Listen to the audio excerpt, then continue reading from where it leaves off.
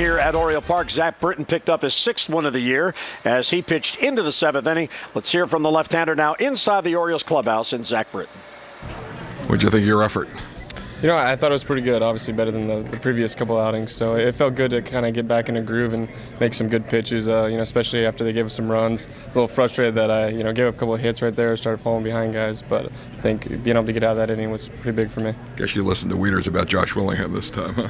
Yeah, definitely. The pitch he hit in Oakland was, hanging changeup, not a good pitch. So I just made sure that, if I was going inside on him, I kept the ball down. And thankfully, that one ball that he hit, he didn't get enough of it. So it was good. When Reynolds hit the home run to give you a little bit of a cushion, is it a little easier to work?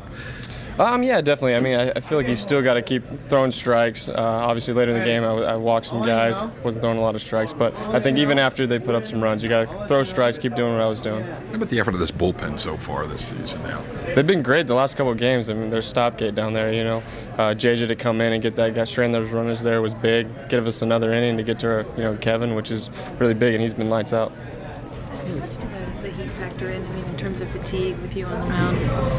It definitely takes a lot to get used to. It's really hot out there, but I feel like the stadium kind of holds in the heat. In the minor leagues, you kind of get a breeze going because you don't have the stand. So it's a lot to get used to, but at the same time, everyone's dealing with it. So you kind of just got to make sure that you're drinking a lot of fluids in the dugout. Staying out of the heat if you can. So it's kind of it's a challenge, but you work around it. I'm sorry. Go ahead, Dan. I know you're more concerned about team wins than you are your individual wins, but you had one since May 1st. Was that wearing on you a little bit?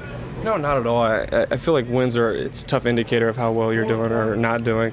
But it feels good, obviously, to get a win. More so that we got a sweep. It's always good when the team wins. You kind of just give your best effort, and whether you get a win individually is, who knows. So it's just good to go out there and give the team some good innings this time around and get a win.